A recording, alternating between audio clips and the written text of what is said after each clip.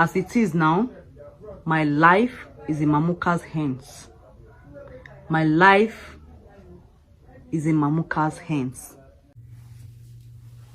You say, hey, my people, not be small thing.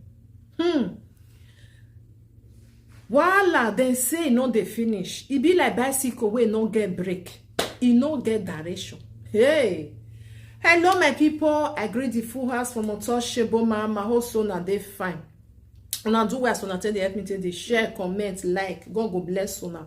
I beg this video more help me share and go leave may reach Mamoka hand. Because this thing of Meg with Mamoka, the something don't go another level. Hey. This video where I go play for una. Now Meg na do one. Una remember the girl where be say he with Mamoka. I said they get all this prank of 18 where they want to agreement between two of them. Where be say the time where Dora, that is the baby mama of Mamoka. Where una remember that time when this girl can't go in house. This one and the girl where be say go Mamoka house where can't they claim say she be the girlfriend to Mamoka, whereas during that time everything was prank. So when she can't come and say she not gonna like the way the prank can't they go, so because of many people can't they comment, they like they give her words where be say she not like, they even said even Dora said even talk waiting be say she not expect, you know. Because when I know say I still carry a video where because say she want me Mamoka come and make tell everybody say that time during that time na prank na then they do. This one now when she do so my people now just hear now say hey, he say if anything happen to her say na Mamoka hand the deal because many people don't they tell her hey, which kind wahala come beyond this one now me I no understand though. Which kind wahala beyond this one? All this prank of 18. Some people don't even enjoy themselves put. Some people don't use and carry bad name. Why some people? Because me, I know they understand though. If you are not strong to do all these things, do not do it because of money. Because all these things will be say people they accept. Now because of money, because this Meg now he accept to do this prank with Mamoka. You understand? Because of say that one go pay her money, she accept. But the money, according to her, Mamoka cannot pay her. You know, because she don't quick come and can't tell people say, now prank with the duo, I know they friend this man, I not be person where be say one go destroy their home. You understand? But the thing now see they worry this girl for brain. Mamoka beg, we just God say beg you. Make you just come and tell us say na prank. Because now only that one she say she need. You understand? Me another person not go do something for your care. Oh, now the truth I they tell you. As I say she don't do this video now. Can't bring and say people they come inbox, can't they tell them different things. You know, not be say she showed the inbox. So, but now waiting people some go call her, some go write her, then they go the inbox, go they tell her say stay away from this person. This one.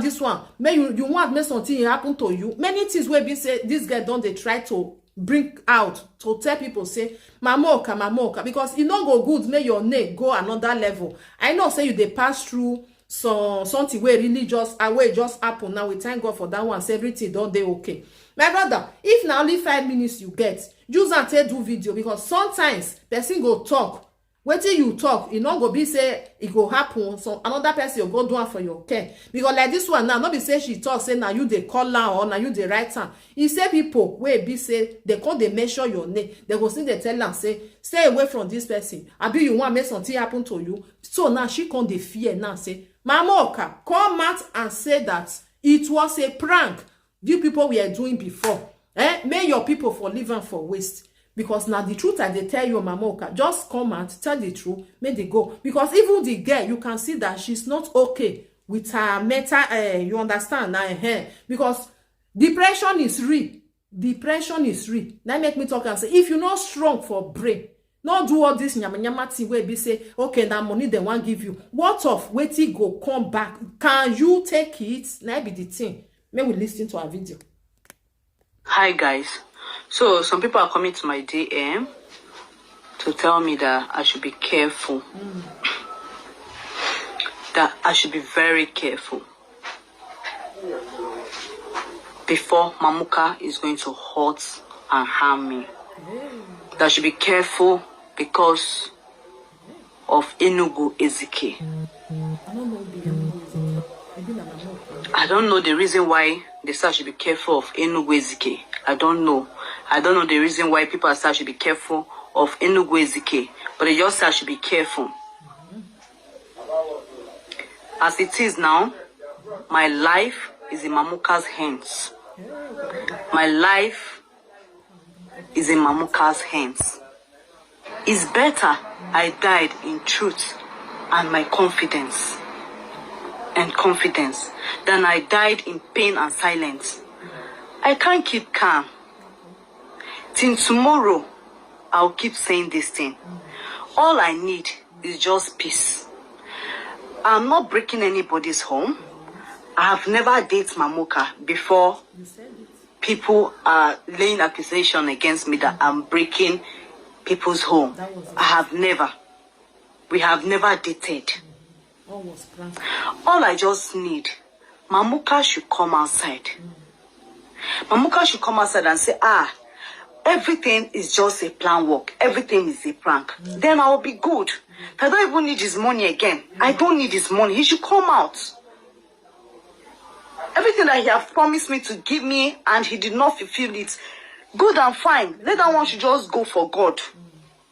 I leave that one for them. He already used the money to buy cars, so there's no need of me arguing of anything. I don't need the money anymore. All I need, he should come out and say that all these things that they said about Maggie is all lie. They're just lying just to make a prank where all truth. That is all I need. That is all I need. People are insulting me. They are still saying that. Sister, I beg. I want to use this opportunity to tell you. I beg, next time, this prank of 18, if you know, say you not go fit, no enter. Because if you they do prank, your mama go inside, your papa go inside. Anything where near you go inside. Now prank now, because una want do one, like say na real, say the something really they happen. You understand? Even though say they even call you, say you be a low show. Now just because of say you don't accept, say anything where they for that prank what na want do, you go accept. Now it cause out, you see now, I believe say you never do one before. Maybe not the first time where you did do one, the thing can shock you, it shake you one kind. And mama kana that one no one agree to come out to let people know say we are just faking it. You know they cost anything. Like everybody can they do now. Social media before you know this one prank. Even all the old Nigeria where be say that they do comedy where they talk about the country before. They know they talk again. Oh na pranky na everything can be. If you go there pranka, iproko, all of the all not can be. They not they do anything again. Only prank, But if you're not strong, don't go there. Maggie, yeah, shower. I should leave Mamuka. I wonder why some people will be writing some comments without no cross-shaking. Like, you don't read before insulting someone. All the video I've been making, you have not picked anything. Then they pick. Just put me in your shoe that if I'm your sister, will I lie on top Mamuka? Will I lie against Mamuka? Will I lie? I will now come outside and lie against Mamuka. You know why, my sister? Because Mamuka na person will be say then they hear it. You understand? So they will say you want use and take trend. You want use and take build your page. So now some many people they like you they lie for your head. Like say as you talk and now say really say you come and say come talk and say yes. We just want to do short prank. If I don't finish for there, you see as you no come talk so now people they believe say now lie 100%. Now you they lie. You understand? Now be the thing. Don't be say some people not go no say prank. You understand? They no say now that one they rain, but they no want believe you. Now be the thing, No easy. If I have been lying, definitely Mamuka should have come out since to say, Margaret, if you ever make this kind of statement again, I'm going to deal with you. If I'm really lying, as you guys said, all this while Mamuka and Dara should have come outside and say, Maggie, you are lying. This is not, this thing that you're saying is a lie. Come outside and said all this thing is just a prank. That is all I need. I don't even need the money anymore. I don't. But in tomorrow, I'll keep saying it. I'm not even feeling fine. I'm really down. I'm really, really down. I've been on drugs. I'm really, really down. Please. Please. You guys should come outside. Until tomorrow, all I need from you people, tag them. What we do? Mamuka blocked me. Dara blocked me. I've not seen anything they are posting. So you guys should tag them. Let them come out. I know some people will not even believe me that it's a prank. Maybe I'm just doing this thing. No be person. Where in page don't monetize, they get money. They have demonetized my page. Because Mamuka reports something. A video. This one where she dey talk, so this one a lie, okay? This one a lie. She gets monetization, okay? I must say this one.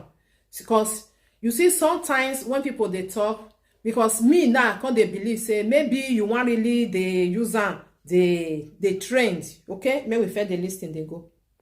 My video. He go report to Facebook. Say na in video. They demonetize me. The little money was supposed to get this month, I no fit get them. I no fit get them. Then you people are saying I want to make money from now. So my people are blocking for here. This one where she dey talk, so she get monetization, okay? Anytime where she put video for there, so no say na two monetization na day. So she sorry, she get them.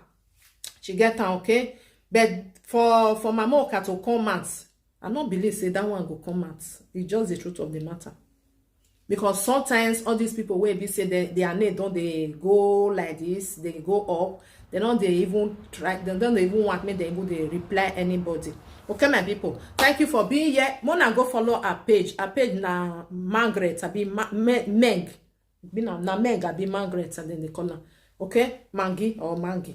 Anyone wanna check out and see this thing for them. So she get monetization.